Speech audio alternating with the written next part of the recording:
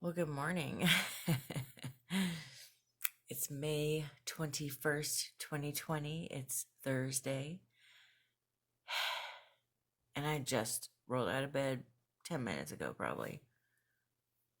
That's why I look so terrible. I haven't got ready at all yet. Like, look at my hair. I don't know if you can see. Now that it's short, when I roll from side to side, I get this big snarl in my hair. It's like, oh well, it just is what it is. But I had to tell you about yesterday, first thing in the morning, so you can really feel how exhausting it was hearing me tell it before I've had a chance to finish my coffee. I'm drinking my first coffee of the day. It's funny, this mug actually I got on a different road trip I did. This one was with my mom. I got this at the Big Texan Steak Ranch in Amarillo, Texas. Before I get started, Marty, who's sitting next to me on the bed, he has a vet appointment today, so please wish him luck. Trying to keep this from falling. Here we go. He keeps throwing up almost every day, so I want to take him to the vet, make sure he's okay. So wish him luck, please, and I'll let you know what I find out.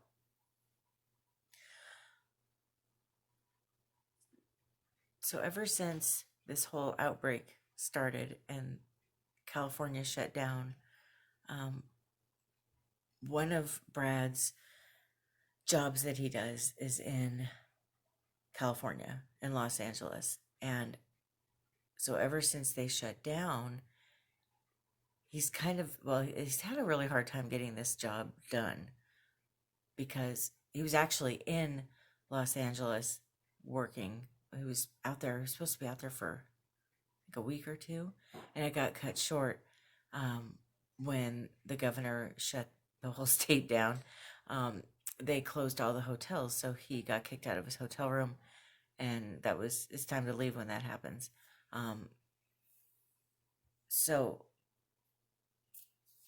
anyway, what he's had to do, he's not able to do his full job or go as often as he usually does, but every once in a while, when it's getting to that point where he really has to go, he gets a new letter for excuse me, since I just woke up, I'm always a little congested when I wake up in the morning while my Zyrtec is still hitting my body. But anyway, when he has to go and get his stuff done, what we do is this is crazy, but this is what happened yesterday. Well, it started it on Tuesday night, but we go to bed early. I mean, we try to go to bed at like 6 at night, and then we wake up at midnight. This is so backwards. We leave at 12:30, and then we drive to Los Angeles so that he can, spend however long it takes to get the job that he has to do done. So then we drive back because all the hotel rooms are still closed in Los Angeles. And actually, I don't know if they're open anywhere yet in California. If you do know, let me know. Maybe we can figure out a way to stay somewhat near there and not have to drive the whole way back that night, but next time. Anyway, so I stay in the truck when Brad goes and does his job, which for me is fine. I just lay down and sleep the whole time. But it's still exhausting, and oh, Marty, he's starting to snore over here. Little baby. Little baby.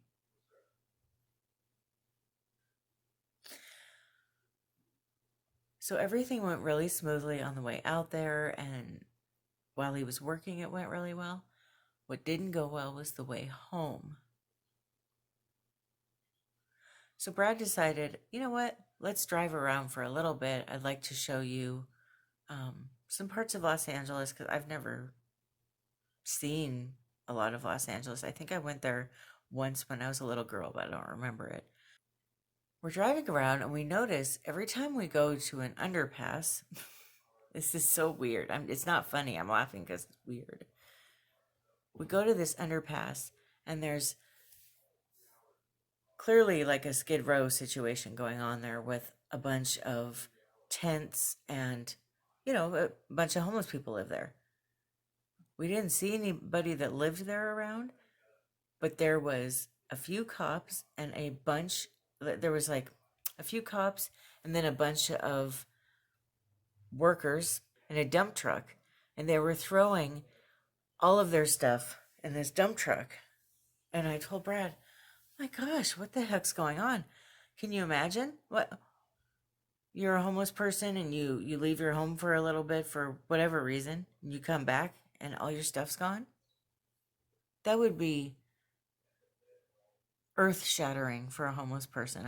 I felt kind of horrified, Um, sorry, I'm getting a little emotional. It's just really upsetting to me to think, like, what if these people, what if their money was in there? What if their pictures of their family are in there? Or, I mean, you don't know. There are probably a bunch of memories and a bunch of stuff and that they find important and dear, and you come back and it's just gone. So then I had to go to the bathroom. I had to go pee. Well, guess what? You can't go pee anywhere. And I get it. I guess you just go at home because you're supposed to stay home anyway. But what do you do when you have an essential job like Brad does? You're on the road. There's no rest stops in Los Angeles, to my knowledge. We usually go to truck stops for me to go to the bathroom, or rest stops, because they're a lot cleaner than a gas station. And you know what I'm talking about. If you've been in a gas station bathroom, they can be horrifying, and I don't want to subject myself to that, especially right now with all the fear that we all have of germs and everything. So I tell Brad, well, you know what we should do? Let's just find a drugstore, like a CVS or a Rite Aid or something. They always have a bathroom that you can use.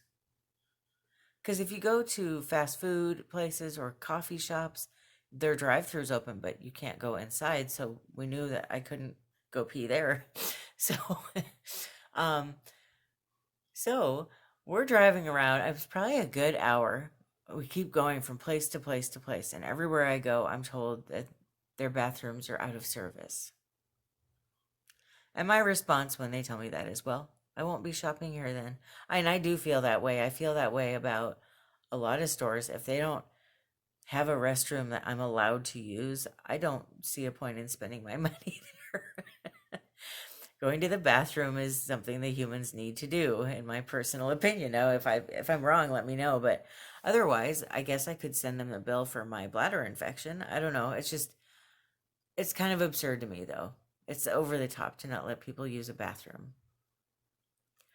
So we end up at this CVS, and I go in, and I go back to where the bathrooms are, and there's these big boxes in the way with a sign that says, our bathrooms are closed until further notice.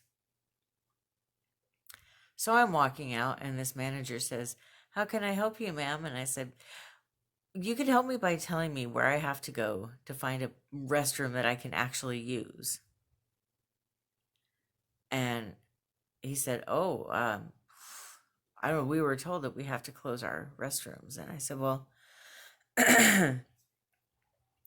I'm sorry, I know this isn't your problem or your fault. I said, but we just drove into town for my husband to do an essential job today, and we're trying to leave, and I just need to use the restroom real quick, and we can't find any that are open, and I'm wondering what I'm supposed to do. And he said, I'm just going to let you use my restroom. And I said, oh, thank you. So I did shop there. I bought some magazines and some drinks and candy and stuff like that for the road, because I thought, if he's going to be nice enough to let me use his restroom, I'm going to buy something there.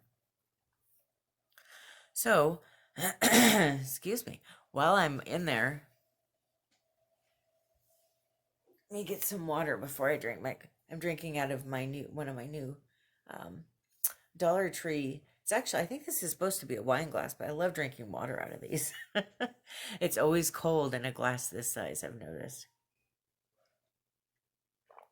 Usually I'll get a big thing of water and drink it, but these are kind of nice actually. Anyway, I come out and Brad says, "Did you see all the action when you were in there?" And I said, "What action?" He says, "Apparently there was some kind of a shoplifting ring or something. There was three people all in different cars that were kind of motioning to each other and like flipping out different signs or whatever. I don't know." He said it looked like watching, a coach in a baseball game, like, and they went in the store and then they came out very quickly, and a bunch of people that worked there followed them and were taking pictures of them, and they got in their car and sped off. And I thought, nope, didn't see any of that. Although one of the people he was talking about was standing next to me when I was in the store looking around, and she did seem very anxious. And I looked at her like, because I thought she was trying to, I felt like she was trying to invade my space. So I kind of gave her a look. You know the look, and she left. So I don't know if that, but anyway, that ended up being one of the people. Because other than that, I was the only person in the store. It was very quiet in there, but so that was kind of weird. Then we get on the road to go home, and we're on I-15. We stopped, I think it was in a town called Palmer, right next to Rancho Cucamonga, and I went to a Dollar Tree there, which, that's my thing, right? And that went really well. There was a really long line there, of course. And but everybody was practicing social distancing. Everybody had a mask on. It was as pleasant as you could have a shopping experience be. We got some lunch. We uh, filled up the tank with some fuel, and then we got back on the road. Now, it's funny because it felt like, and this, I don't know what it is, and these things happen sometimes, and I look back and think, oh, that's why that happened. Things kind of kept happening to slow us down a little bit. You want to stop and get lunch, but everywhere you go doesn't look appealing. You want, you're on the road, so you're probably eating fast food. Maybe you're in the mood for McDonald's, but all you see is Arby's and Burger King or whatever. It took a while to find a place to get lunch. Then with the gas, we had made a wrong turn, and we saw the gas when we made a wrong turn. We went somewhere else, and that place, the gas tanks were shut down. It's a whole other story. Then we went somewhere else, and the gas was so much more expensive. We went back to where we had made the wrong turn, like that kind of stuff. Things were just slowing us down.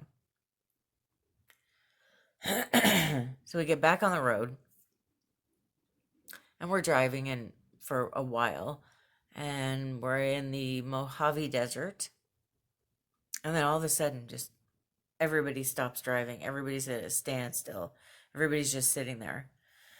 One thing I noticed being at a standstill like that, I would say it was probably about driving up and just seeing the long line of cars in front of us and behind us.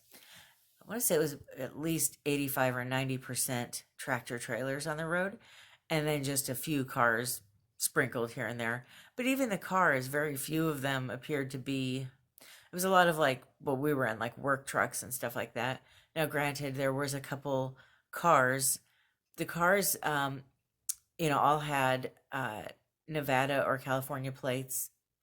So I'm not sure, but what those people were doing. Just letting you know who's on the road, I guess is the point. Um, we ended up sitting there for 2 hours without moving, and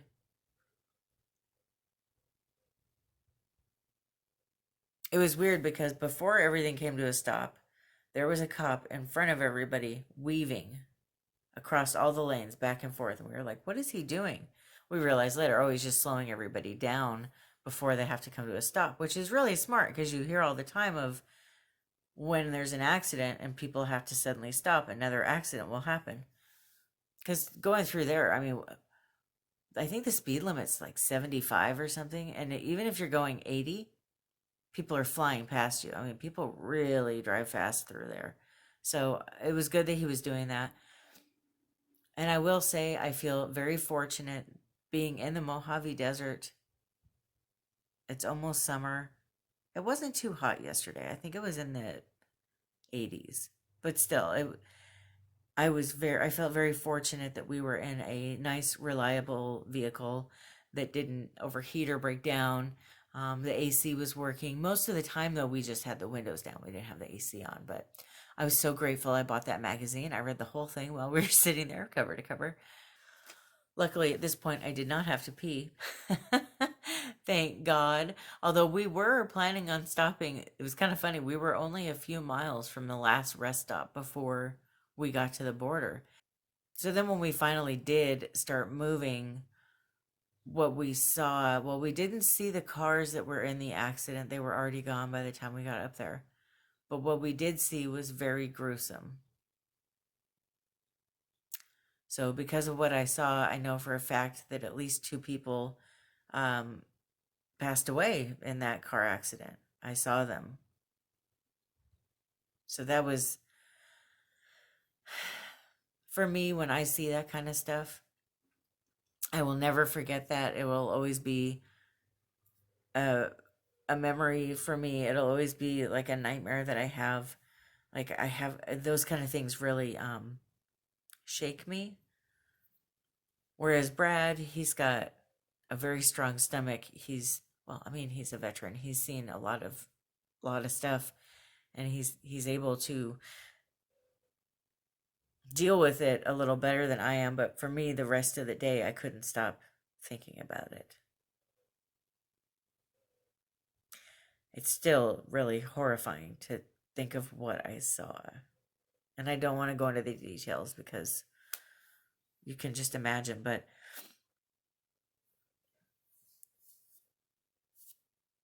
it's just a reminder of how precious life is, and you never know when it's going to end. And then, of course, just losing my grandfather, I've been thinking about that anyway, but um,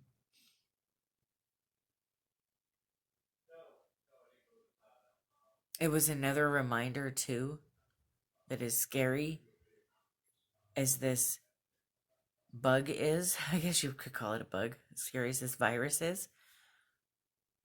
The most dangerous thing any of us could probably do any day of our lives is get in a car. And I just want to remind everyone of that because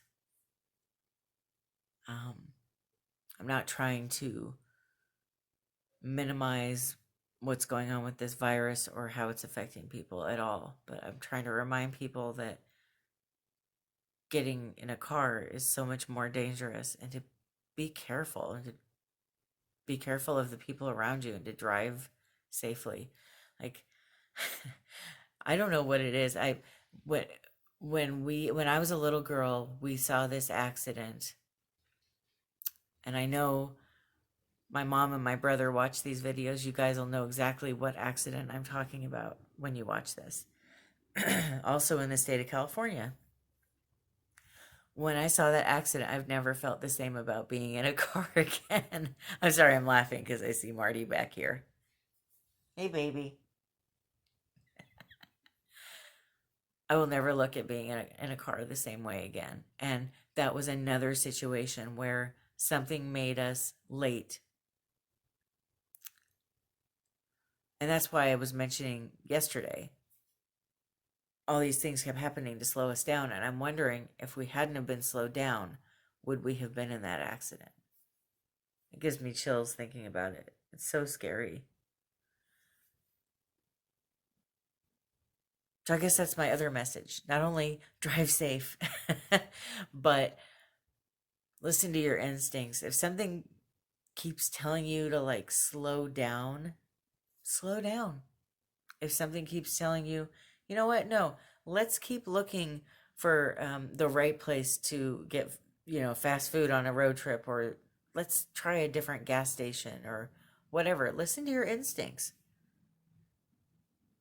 As instincts, I think, are so important. It's like yesterday, we were at this gas station in line waiting to get rung up, and Brad and I both had a bad feeling all of a sudden. And we both looked at each other, and he goes, "Would you like to go wait in the car?" And I said, "Yeah." There was somebody behind us that just had the darkest presence. And I immediately felt scared feeling this person's energy. And Brad was immediately feeling like he didn't want me to have to be around that. Or was the guy about to do something we didn't know? But it'd be better for me to just leave than to, be around that. So, um, I'm not trying to be like an after school special and like, the more you know or whatever. But I just think it's, I don't know. These kind of things are just such a big reminder of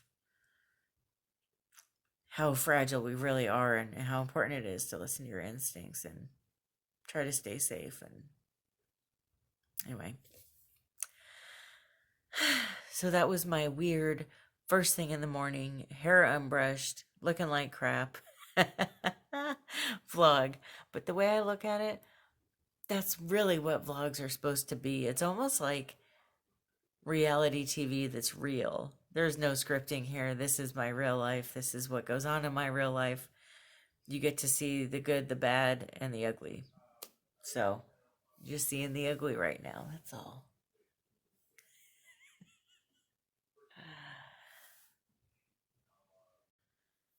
Well, good morning. Today is May 24th, 2020. It is Saturday. I'm excited to be, I don't know what I'm excited to be, but I'm excited. I'm excited to be talking to you this morning. I've got my little cleansing, immune system boosting tea that I'm about to drink. And I thought, well, I better come on here and talk to you guys. It's been a little bit. To give you an update, I heard back from the vet, and Marty is fine. He has had, his blood work is perfect, she said. He's like amazingly, perfectly healthy. She said all the way down, every single section of his blood work was right in the middle. Not low, not high, just perfect. So with that in mind, she doesn't think there's anything wrong with him. She said that when it comes to doing x-rays, she would have had to have seen something elevated to bother doing x-rays, but she just doesn't see a need for that. So thank God we didn't pay for that when we originally took him in, right? But she thinks, so they're on this medication, or not medication, they're on food that's medicated. It's called urinary SO, because Zelda gets stones in her bladder, and this urinary SO medicated food helps keep that from happening. Well, according to the vet, so it's perfectly fine for Marty to eat the same food as her. According to the vet, this food can upset the stomach. And so she thinks that it's upsetting his stomach now. Just for whatever reason, it never did before, but he hasn't had food changes. So that's the only thing she can think of. They're going to change the medicated food they're on from urinary SO to, it's some other, it's made by the same brand, and it's also an SO, but it's got something in it to help soothe the tummy. So we're going to go pick that up for Marty, and he should be hopefully better after that. She gave me 4 days of medication when I took him in for this medication that is, it's like it's for people that have dizziness issues. I'm trying, like, kind of like Dramamine, basically, to help soothe his tummy and keep him calm and everything for a few days. And she told me to keep giving it to him until it runs out. It was only 4 days worth. Well, he's only had one pill in the last 3 nights. He's he's getting very violent when I try to give him a pill. And so that's why I have this Band-Aid on my finger, Yeah, I told him last night it was time for his medication, and he didn't agree with me. He ended up winning the fight. The cuts on my finger were deep enough to where it was bleeding kind of decently, so I just decided to let him win his fight for the night. So I think tonight we're gonna have to wrap a towel around him so that he can't scratch and get the pill down him that way. He's so difficult with these things. It's kind of funny, but yeah, I mean, because usually like with a dog, you just wrap it in some meat and give him the pill. He won't do that. If you give him meat, he won't eat it. I don't know why. And then, of course, they say, well, just crush it up and put it on their food. Yeah, the wet food, right? But he doesn't eat wet food. He he licks the top of it. He just licks the liquid off, but he won't eat it. So if you put pills, if you just scrunch him up and put him in there, he's not going to eat it. Zelda would then get it because she eats it. She eats what he doesn't, lick. So he's just a little difficult when it comes to medications. And he's very dramatic about it too. So anyway, but I will tell you, when she called to tell me that he's okay, I started crying. And I cried for a while, like 5 minutes probably. And Brad's like, are you okay? And I'm like, I'm so worried about him. And I'm telling you what, especially if you've been around for a hot minute here, which I think maybe only one or two of you watching have been around this long, but a year ago in May, we had to put our dog Joey down. And it was so horrific having to do that. I mean, I'm not ready to go through that again yet. Not that anybody's ever ready to go through something like that, but I just knew that mentally I could not handle it. Like I'd probably start having a bunch of panic attacks and everything else if there was something wrong with Marty. It's just too much. He's, you know, um we don't have children, and our pets are our children. We love them so much, and yeah, I just wasn't ready to find out that there was something seriously wrong with him. So I'm so happy he's okay.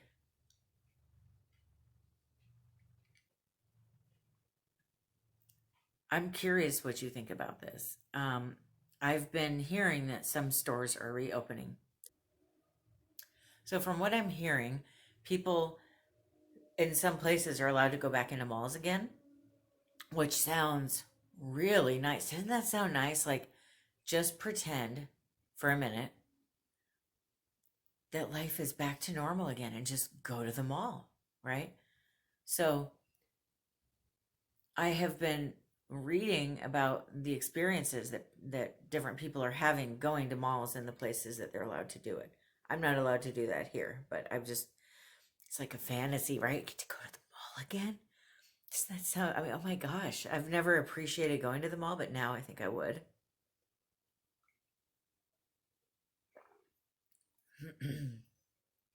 Oh, got a big chunk of cayenne pepper in that. A little bit of tea there. Okay, so you go to the mall and you put your mask on before you get out of the car. And it's like, well, right there, that doesn't feel like a normal mall experience, right? Have you ever worn a mask in a mall before? I haven't. So then you go in the mall, you got your hand sanitizer, or maybe you have gloves on. And suddenly, from this is just from what I'm reading, but every store you go in, everybody's got a mask on. They're only allowing a certain amount of people in the store. The lines are all the way out the door, though. The amount of clothing that they have is suddenly quite a bit less than it used to be. They don't want your germs on the clothes, right? So then you go in the store, after waiting in line to get in there, then you see the line for the registers out the door too. Of course, they only have one person ringing people up. I'm not understanding what's going on there, but that's what they seem to be doing in the stores that I'm seeing open. Then they won't let you use the bathroom. Public bathrooms are now closed pretty much everywhere. So I guess what we're going to have to start doing is go to the bathroom. If you want to go to the mall, get in the car, leave. Hopefully you live near the mall because you're not going to be able to go to the bathroom when you get there. And then just go straight back home, or maybe pee next to your car or something. I'm not sure. But so then you go in the mall, you're looking at clothes and you're thinking, oh, I really like these jeans. I wonder how they would look on my ass. You're not going to know because they have now closed all of the dressing rooms. So if you have a body like I have, maybe not even like I have, if you have a body, which I hope you do if you're watching this, you probably, for one reason or another, need to know what clothes look like on you before you buy them. So I'm trying to figure out is, I'm trying to picture all this. So then you go, what do? Do you just, maybe if you're independently wealthy, you could just buy jeans in three different, well, let's see. Usually if I'm going to buy jeans, I'm going to try on 3 or 4 pairs.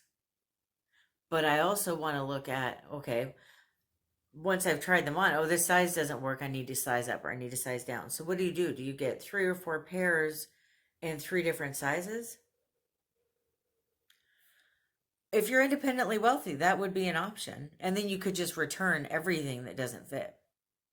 I'm not sure what that would do to their numbers sales-wise, having that many returns repetitively.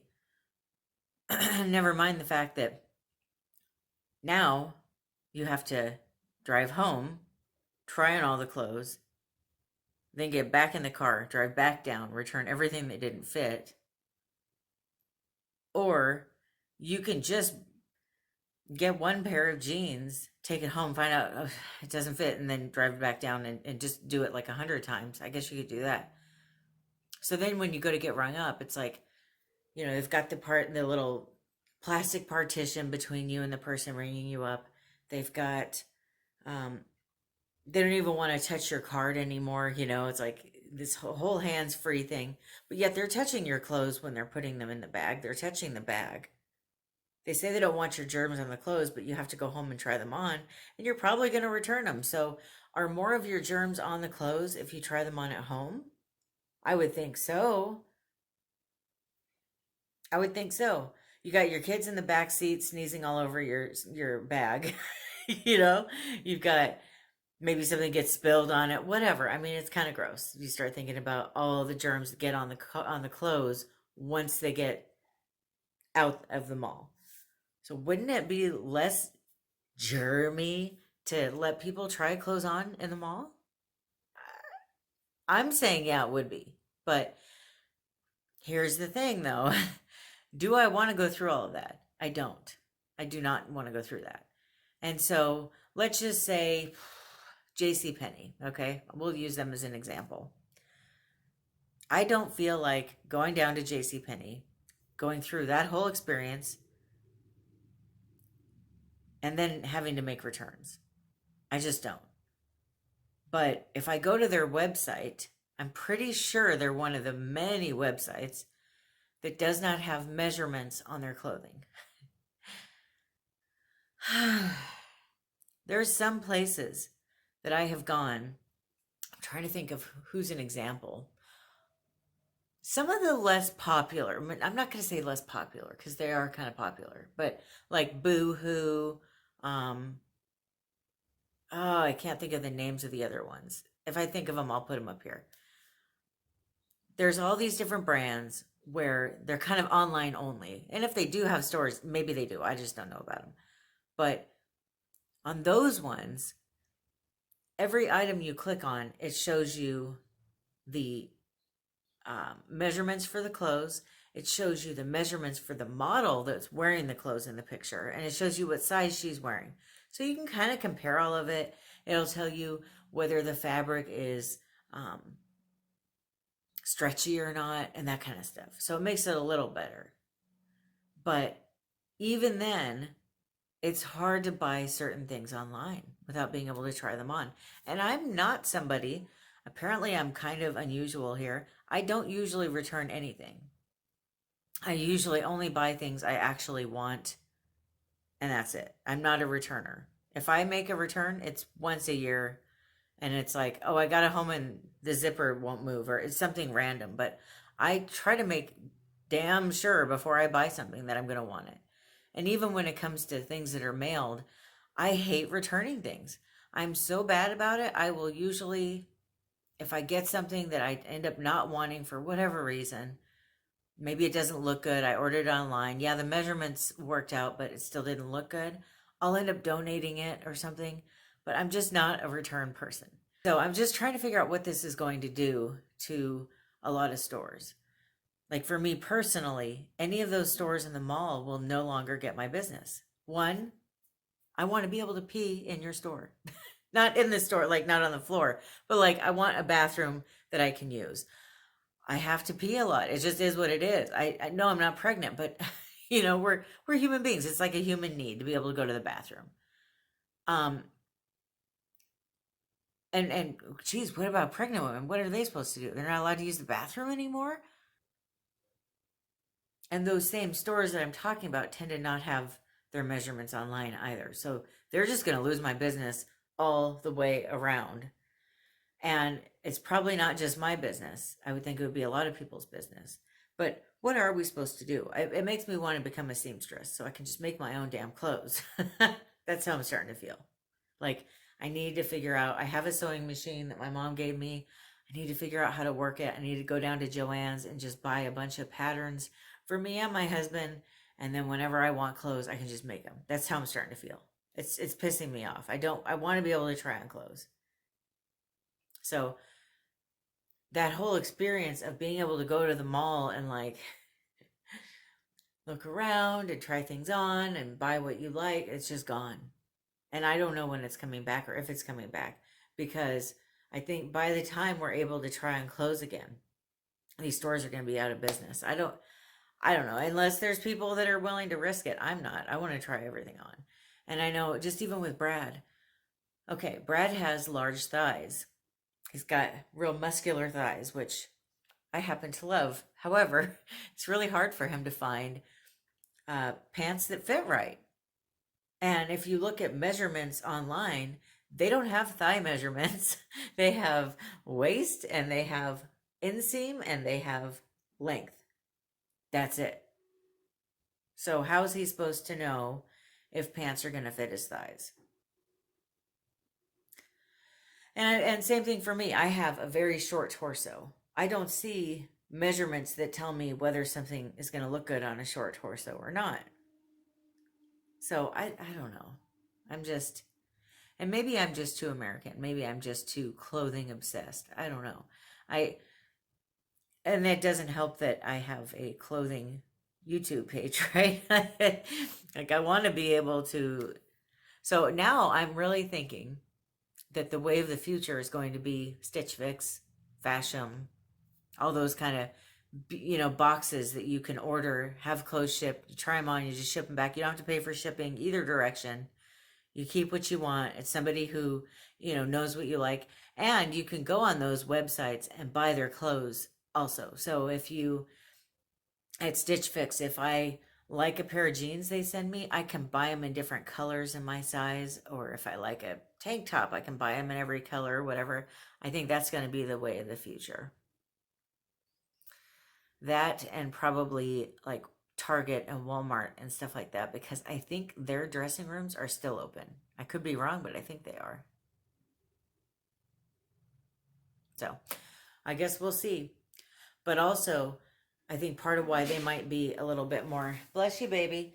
I think part of why they might also be the way of the future, even more than they are now, clothing wise, is the price isn't so high. So if you did decide, you know what, I'm just going to get both sizes, take them home, try them on, and then return the one that doesn't fit, you're not breaking the bank. But if you went to Nordstrom's and you bought three different jean styles and two or three different sizes, that would break the bank. Like you wouldn't be able to pay rent, right? So I would love to know what you think about this. Maybe I'm overreacting, but it feels like too much. It really does. So I've got some more movies I would like to tell you about. I watched a movie called Dangerous Lies on Netflix.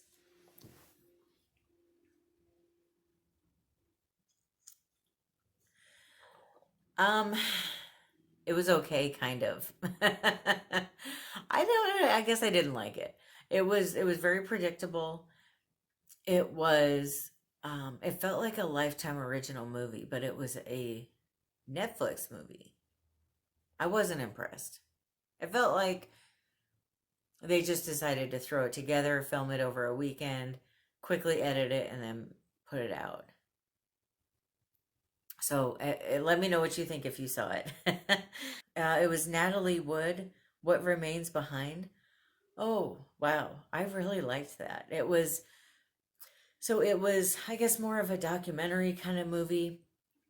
And it had her daughters and her husband on there and different friends that she had talking about Natalie Wood and her life and just who she was. And I found it very endearing. I didn't know a lot about her um, aside from Miracle on 34th Street. I don't even know if I really watched very many of her movies, but I kind of want to now. She looked like it, well, she won awards for her acting, so she must have been a good actress to some degree, right? She just, I don't know, she seemed like a really neat person, and I really did like hearing what everyone that knew her thought of her. She didn't come off as the way so many people in Hollywood come off to me. I don't know how else to say that. She didn't seem like a fake person.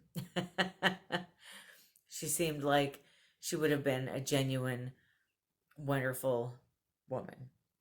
I'm not saying she didn't have flaws. I don't know, but I'm sure she did. We all do, right?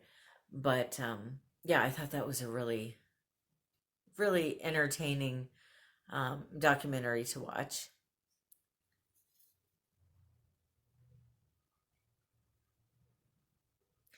And then I watched To All the Boys I've Loved Before, and then I also watched the second one. I thought that that was actually, they were entertaining. I really enjoyed them. They were just fun teenage rom-com movies. They had funny moments in them, they had some sad moments in them, but I thought they were fun. It was, I guess I have the luxury of being able to say that I was able to now look back on how I was as a teenager and how dramatic I was about my love life. And I'm just glad I can look back on it and I'm not living it anymore. I remember people used to tell me when I was a teenager, well, one day none of this will seem important. You won't even remember that boy's name. And they were right. And I'm so glad that I am now at that point where I don't remember that boy's name. And him breaking my heart by not wanting to take me to the sophomore dance ended up not being a big deal.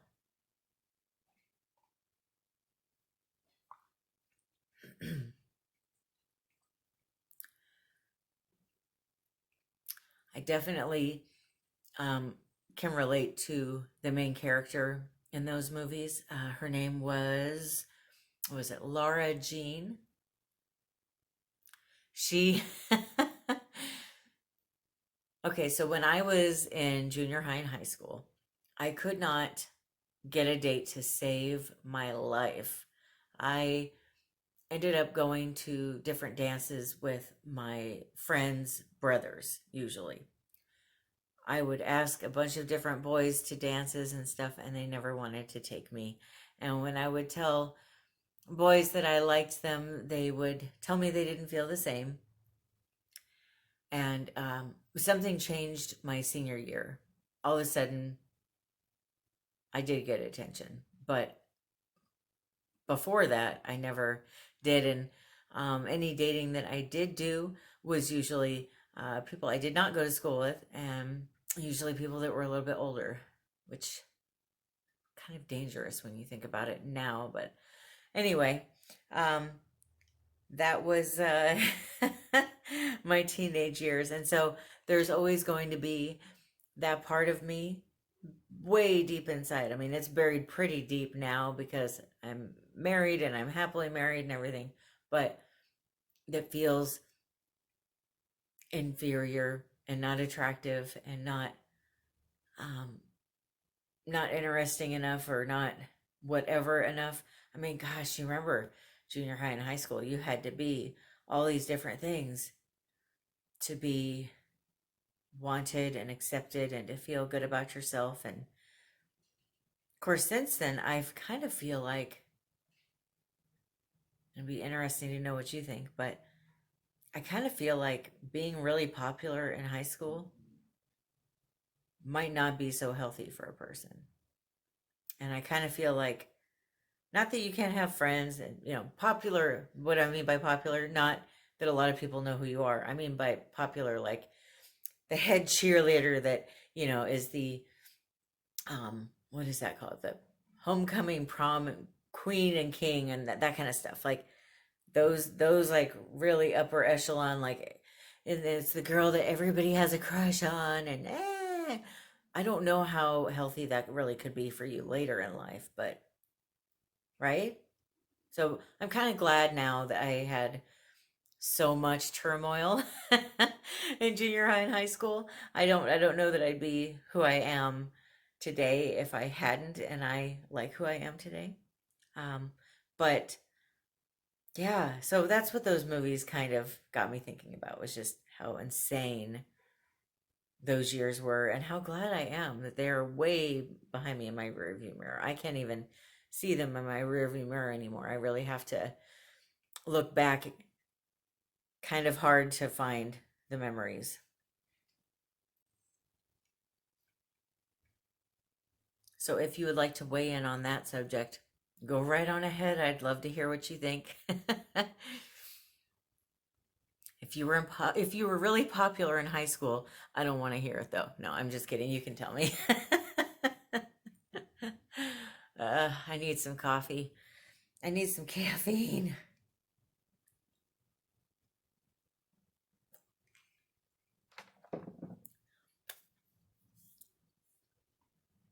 Otherwise, I'm trying to think here. I woke up this morning thinking, will today be the day? Will today be the day that I finally get all of the dishes done at one time?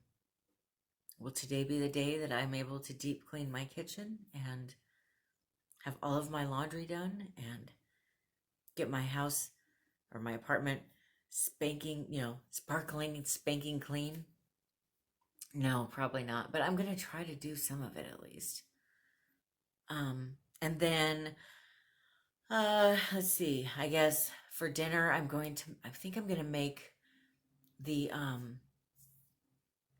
don't know where the recipe book went.